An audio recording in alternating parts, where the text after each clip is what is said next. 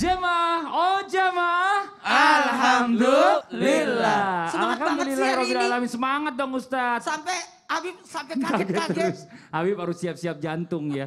Ya, alhamdulillah. Kembali lagi di Islami Twinda buat jamaah Islami Twinda yang dirahmati Allah ya. Kita ingatkan lagi hari ini kita masih membahas tentang tema yang luar biasa ya. Yang baru bergabung kita ingatkan lagi nih temanya adalah jangan remehkan ini saat sholat. Katanya pecinya miring. Coba lihat bener ya? Udah lurus? Belum. Tolong dong bantu Ustaz. Yang ini ada sempat-sempatnya lagi live betulin peci. Sebelum kita lanjut, kita ada sebuah tayangan lagi buat jamaah Islami Twinda yang ada di rumah ya. Biar kita makin enak, ada praktek, ada contoh gambar juga. Kita akan melihat tentang tayangan macam-macam posisi ruku dalam sholat. Ini dia tayangannya. Dulu Rasulullah SAW melakukan tatbiq ketika ruku. Tatbiq adalah menggabungkan dua telapak tangan dan meletakkannya di antara dua paha. Cara rukuk semacam ini dipraktikkan Ibnu Mas'ud radhiyallahu anhu, sebagaimana disebutkan dalam hadis dari Alqamah. Kemudian Nabi SAW meletakkan kedua telapak tangannya di lutut ketika rukuk. Hal ini berdasarkan hadis riwayat Bukhari. Nah nih Bib, tadi berdasarkan contoh tadi apa yang saya contohin sebelum iklan ya. Ada macam-macam ternyata yang namanya ruku ini ya. Yang bikin kadang-kadang kita kalau lagi sholat agak sedikit ke distraksi sebenarnya, agak keganggu gitu loh. Ini yang benar yang mana sih? Dia yang benar apa saya yang benar gitu loh. Nah sebenarnya seperti apa mungkin letak tangan itu. Karena kita lihat macam-macam contohnya berbeda-beda Bib. Mohon izin, tafadhol. Baik, udah boleh nih? Boleh. Mau contoh? Ya. Wah oke. Artinya ruku. Ruku ini an yanhaniya artinya langsung saja ruku itu menundukkan badan bihaitsu di antara syurut. Jadi ruku ini rukun bukan sunnah. Jadi jangan salah. Orang yang tidak ruku maka salah rukunya atau tidak ruku maka tidak sah sholatnya. Karena bukan sunnah. Ruku ini adalah rukun. Pertama an yasiha ma qablahu. Syarat yang pertama ruku ini harus sah sebelumnya. Jadi i'tidalnya harus sah. Misal orang i'tidal begini tidak sah misalnya. Membaca Al-Fatihah itu sah baru ruku kan, Al-Fatihahnya sah baru dia ruku. Kemudian ruku ini bagaimana? An yanhaniya bihaitsu tanalu rohatahu rukbatayhi. Jadi caranya Allahu Akbar. Nih. Jadi Allahu Akbar sampai sini. Bihaitsu tanalu rohatahu rukbatayhi, sekedar sampai dia punya tangan nih, tangan ke lutut. Jadi, lutut. Dan jari-jarinya agak direnggangkan. Baik laki-laki atau perempuan, sama. Dan ini dalam keadaan lurus. Tapi enggak tegang juga sampai begini gitu. Nah ini namanya bihaitsu tanalu rohatahu rukbatayhi. Jadi seperti ini. Nah.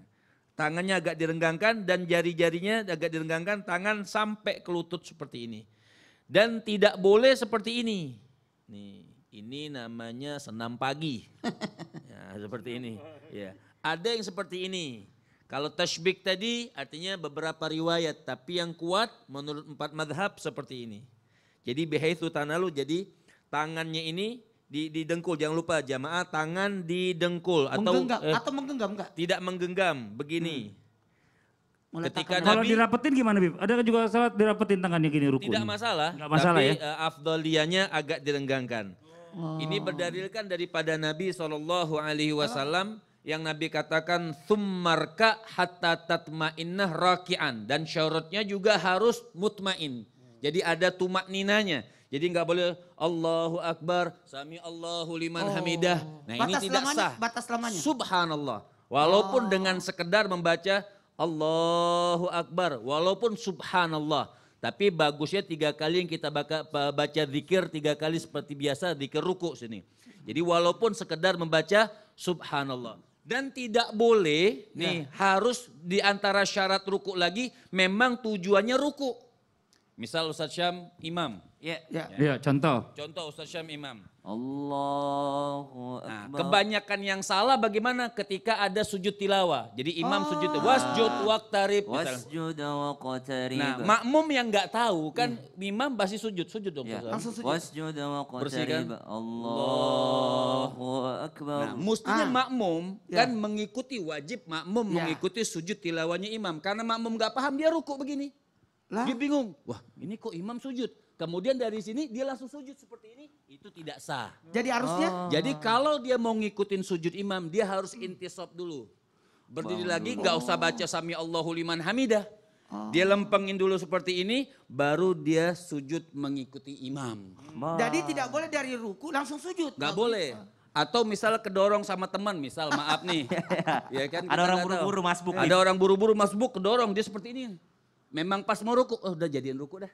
Nah itu tidak sah. Tidak sah. Jadi dia harus lempengin dulu seperti ini, baru Allahu Akbar, dia ruku, baru rukunya sah dan sempurna. Masya Allah. Jadi artinya harus menyengaja bahwa dia akan ruku. Iya, makanya Iya. dia jadi punya niat memang untuk ruku. Kita lanjut lagi. Terima kasih banyak Bib atas penjelasannya. Nah yang namanya ruku ini ya. Pasti kita tuh suka melakukan gerakan ini. Tapi ternyata tanpa sadar kita masih suka meremehkan kunci syahnya gerakan dari itidal. Yaitu itidalnya tadi itu ya. Itidal itu bangkit dari ruku. Benar. Sebenarnya apa gerakan itidal yang berasal dari dalam sholat ini? Seperti apa kunci syahnya sebuah gerakan itidal dalam sholat? Supaya kita makin paham nih Ustaz Syam. Itidal yang benar itu seperti apa? Baik. Tafadhol. Bismillahirrahmanirrahim. Tabi guruku, Ustaz Maulana, Habib, Mas Fadli serta guru-guru kami melakukan Allah Subhanahu wa taala. I'tidal adalah gerakan salat yang dilakukan di antara ruku' dan sujud. Jadi perantara antara ruku' dan sujud, karena tadi Habib sudah menjelaskan dengan sangat rinci kepada kita, tidak boleh orang serta-merta dari ruku' tiba-tiba sujud gitu ya. Praktek dong langsung. Subhanallah. Jadi dari rukuknya, sudah sempurna rukuknya, bangun. Sami'allahu liman hamidah. Nah, jamaah sekalian, kalau kita i'tidal, ada yang di sini, ada yang di sini, ada yang lebar banget. Sami'allah. Wah, ini nyiksa orang juga nih, nyiksa jamaah di sampingnya. Ada juga Sami'allahu liman hamidah. Maka yang mana yang benar? Yang benar adalah sederhana dalam sholat. Jangan berlebih-lebihan di dalam sholat kita. Lalu bacaan dalam i'tidal itu adalah bacaan tasmi'. Bacaan tasmi'. Sami'allahu liman hamidah. Namanya bacaan tasmi'. Kemudian ada setelah bacaan tasmi' yakni bacaan tahmid. Nah ada lagi bentuk i'tidal yang kedua. Sami'allahu liman hamidah. Ya, bersedekap setelah dia sami'allahu liman hamidah, bersedekap kembali. Namun kalau Syafi'i melepaskan tangannya. Mungkin jamaah di rumah melepaskan terus tangannya, tapi tidak tahu kalau dia ngikutin Imam Syafi'i. Lalu i'tidal itu ada dua pendapat, ada dua riwayat. Ada yang mengatakan rukun ringan, ada yang mengatakan rukun panjang. Kalau meyakini rukun ringan berarti tidak terlalu lama ketika dia i'tidal. Kalau dia meyakini bahwa rukun panjang adalah dia melamakan i'tidalnya. Kenapa ada yang mengatakan rukun panjang? Karena di dalam i'tidal itu sami'allahu liman hamidah ada pujian untuk Allah. Ada 4 versi bacaan pujian untuk Allah. Rabbana lakal hamd mil'us samawati wa mil'ul ardi wa mil'u ma syi'ta min syai'in ba'd. Ada versi kedua pakai waw. Rabbana walakal hamd. Pakai wa ya. Mil'us samawati wa mil'ul ardi wa ma syi'ta min syai'in ba'd. Sama belakangnya. Versi ketiga ada pakai Allahumma. Sami'allahu liman hamidah. Allahumma rabbana lakal hamd. Nah, versi keempat pakai Allahumma dan pakai waw. Allahumma rabbana walakal hamd. Jadi tidak usah yang namanya berantem gara-gara huruf waw. Ya, ada yang pakai huruf waw, ada yang tidak pakai huruf waw. Yang mana yang paling dekat dengan Rasulullah SAW menurut yang kami pahami dari Syafi'i yakni Rabbana lakal hamd. Kemudian ada juga yang mengatakan bahwa yang paling kuat Allahumma Rabbana lakal hamd. Pakai Allahumma. Namun bacaan ini adalah bacaan tahmid, yakni ditujukan untuk pujian kepada Allah Subhanahu wa taala. Maka jikalau kita meyakini bahwa ini adalah rukun qasar yang pendek, maka jangan melama-lamakan. Tapi kalau kita meyakini bahwa ini adalah rukun panjang, silahkan dilama-lamakan ketika kita i'tidal. Yang ketiga syaratnya maka harus sempurna dulu berdirinya. Ya, sami'allahu liman hamidah. Jangan juga karena buru-buru sami'allahu akbar. Jangan, karena setelah tasmi ada tahmid, Apa itu tahmid? Rabbana lakal hamd, Rabbana walakal hamd, Rabbana Allahumma Rabbana lakal hamd, Allahumma Rabbana walakal hamd. Termasuk bacaan yang pernah ditanyakan oleh Rasulullah SAW, siapa tadi yang membaca ini? Sahabat tidak ada yang berani ngaku, maka subhanallah Rasulullah SAW mengatakan bahwasanya para malaikat mengaminkan apa yang dia bacakan. Puluhan ribu malaikat. Barulah dikatakan bahwa kami yang membacanya ya Rasulullah. Wallahu ta'ala alam. Terima kasih banyak Ustadz Syam. Ya, jadi Sama-sama, yang Ustadz. namanya perbedaan itu nggak usah harus jadi Nggak perdebatan, jadi perdebatan. sebenarnya. Masya Allah. Betul. Yang penting Tapi harus paham dulu meyakini. ilmunya. Betul. Nah, sekarang kita lanjut lagi nih bicara masalah tentang sholat. Ternyata minat dari jamaah yang ada di rumah untuk bertanya banyak banget nih. Kalau gitu langsung aja yuk kita masuk ke segmen Tanya Dong Ustadz. Kami semua tanya dong Ustaz. Oke, kita masuk ke pertanyaan yang pertama dari Instagram dari @kamila_rahayu. Pertanyaannya, Assalamualaikum Ustadz, sujudnya orang laki-laki sama perempuan apa sama? Karena ada yang bilang kalau perempuan harus rapat kedua tangannya dan telapak tangan harus belok ke kanan dan ke kiri. Apakah benar gak sih Ustadz? Mohon pencerahannya dan prakteknya ya Ustadz, terima kasih. Ini ke kanan ke kiri kayak gimana Ustadz? Mohon tolong dijelasin. Iya, saya praktekkan. Gimana? Iya. Langsung gini, Ma- perempuan laki-laki, tapi Mas Fadil aja yang Iya. sujud. Ya. Iya. Enggak apa-apa. Iya, cuma 1 menit juga kita. Jadi sebenarnya salat laki-laki perempuan aman. Cuma dalam posisi ini adalah menjaga auratnya. Karena perempuan itu aurat. Jadi kalau laki-laki begini, mohon maaf, mohon izin, jari-jarinya rapat, menghadap kiblat. Jadi jangan begini. Nah, jadi rapat. Kalau laki-laki, nih di bawah daun telinga, mohon izin. Jadi tidak mengganggu juga orang samping. Tapi kalau perempuan di dalam. Iya. Di dalam, ternyata banyak manfaat di dalam itu. Menjaga rahimnya dan menjaga auratnya. Jadi perbedaannya itu kalau laki-laki di bawah daun telinga tangannya, kalau perempuan di dalam. Ya itu aja sih perbedaannya. Jadi aman. Tapi tangan nggak usah kanan ke kiri. Nggak usah tangan ke kiri, ya Allah. Dia di tengah-tengah. Ya, ada yang begini tadi tuh pertanyaan. Iya. Enggak, jadi tabek. Iya, ada yang begini tuh maksudnya.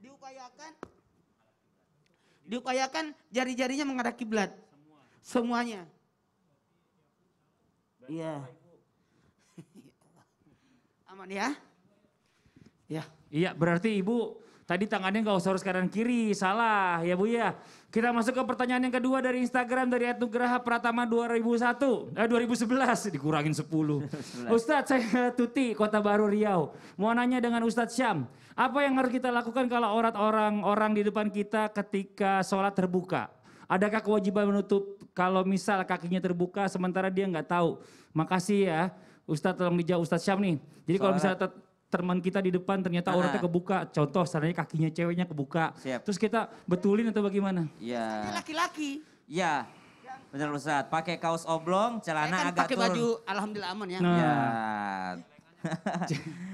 Sholat dalam keadaan berjamaah, kemudian teman Maaf ya. kita auratnya terbuka, pakai kaos misalnya, pakai kaos oblong, kemudian celananya turun ke bawah, bajunya naik ke atas. Ini kan tidak ada perubahan suhu, jadi dia tidak merasakan. Kalau seandainya langsung dingin, mungkin dia merasakan. Ini dia tidak sadar kalau terbuka. Maka orang kalau tidak tahu itu tidak apa-apa, tapi yang melihatnya wajib memberitahu. Wajib untuk memberitahu setelah sholatnya. Karena kita sama-sama sholat. Ya kita sama-sama sholat. Jadi tidak mungkin kita ngambilin sarung ketika kita sama-sama sholat. Yang kedua, tadi ibu ini bertanya sepertinya dalam keadaan ibu ini nggak sholat. Keadaan ibu ini lagi nggak sholat. Mungkin sudah selesai sholat berjamaah lalu ada orang yang baru sholat. keadaan terbuka auratnya, maka ibu jikalau ada sarung di situ, ada kain untuk menutupinya, silahkan untuk menutupi orang yang sedang terbuka auratnya tersebut. Namun aurat dalam sholat itu yang terlihat dari samping dan terlihat dari atas. Kalau terlihat dari bawah itu tidak termasuk aurat dalam sholatnya. Maka ya jadi kalau orang pakai sarung Ustaz kan terbuka di bawahnya. Jadi itu tidak termasuk aurat. Orang pakai rok kan terbuka di bawahnya. Maka itu tidak termasuk. Tapi harus diperhatikan aurat kalau dari samping dan dari atas atau dari depan. Maka ini yang harus tertutupi. Jadi kalau ada orang terbuka misalnya teman-teman sekalian silahkan dikasih tahu dengan cara yang ma'ruf. Dengan cara yang sopan. Dan buat Wallahu bapak-bapak ta'ala kalau mau sholat kalau bisa pakai kaos dalam yang agak dipanjangin turun. Jadi pas giliran ruku atau sujud nggak kelihatan celengannya. Nggak enak sama tetangga belakang. Ntar perasaan kotak amal udah lewat. Nah, saya nih, Apa saya tuh? minta Mas Padli, Apa? bagaimana posisi ketika nih, Ketika? ketika mau sujud, Mau sujud? ya dari Gampang, dari Ustaz. atas mau sujud, Kan abis ini, ya coba tonton. dari tidal. Allahu Akbar. Iya. Dari i'tidal sami Allahu liman Sami hamidah. Allah, kayaknya Sami Allah kenapa nggak dia Allah? Benar juga sih. Dibangunin dulu, Allahu dibangunin Akbar. Benar. Ini udah bener belum? Gimana Ustadz Maulana? Mau tahu Mau tahu ini udah nunduk begini. gimana cara turun dari, coba diulang dulu. Painre ada ini, painre leta. Pateger cara nama di Jawa. Apakah limana riolo atau yang lagu lutuna? Kita akan bahas setelah yang satu ini. Ya Allah Situ itu aja bangun dulu, dulu. situ aja dulu. Jadi gitu. Jadi makro, tegayam tongong. Apakah ajena dulu atau limana setelah